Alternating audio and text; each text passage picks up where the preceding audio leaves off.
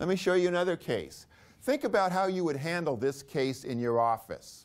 Here we have a patient, and I'm going to call it abrasion, you can call it abfraction, but has severe loss of tooth contour on the cervical root of this tooth. And we want to restore that with composite because it's unsightly. How would you do this in your practice? What would you do? Let me show you what I do.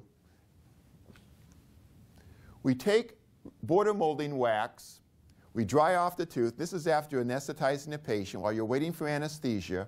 I take border molding wax with my gloved finger and I will just rub it into the defect. And I can burnish that wax with my gloved finger.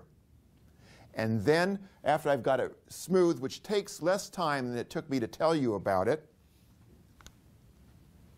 I now go ahead and take an impression, again, getting onto the gingiva, about 3 or 4 millimeters up onto the gingiva and onto the tooth. Now, when you have a diastema or open interproximals like this, you have to be careful that you don't inject too much material in between these teeth because it could get to the lingual surface and be so much material that when it sets, you cannot remove it and it's going to tear. Now, if it tears, it's not the end of the world, but it may tear in an area where you want it to conform the composite, and in that area, the composite would not be well conformed. So this is what it looks like. And if you saw this sitting on the floor, you might step on it and kick it into the waste paper basket or something. This has a tremendous amount of surface detail information trapped in that surface. We set that aside. In this case, we just roughen the surface of the root surface. We acid etched, bonded, put composite onto the root surface, reseated this, and this is my thumb and index finger. Thumb, index finger. I'm holding that to place with pressure for about 10 seconds before I light cure through it.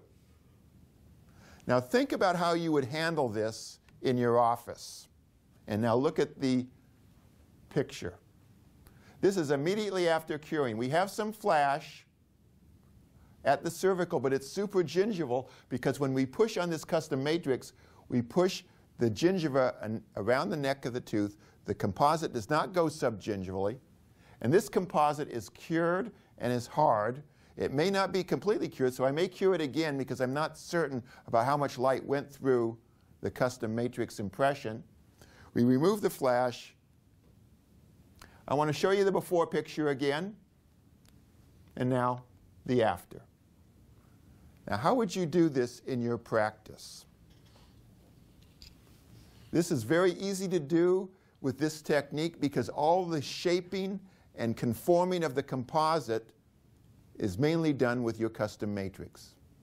If you would try to shape this surface using hand or rotary finishing instruments, your results would not be as nice, nor would it be as quick.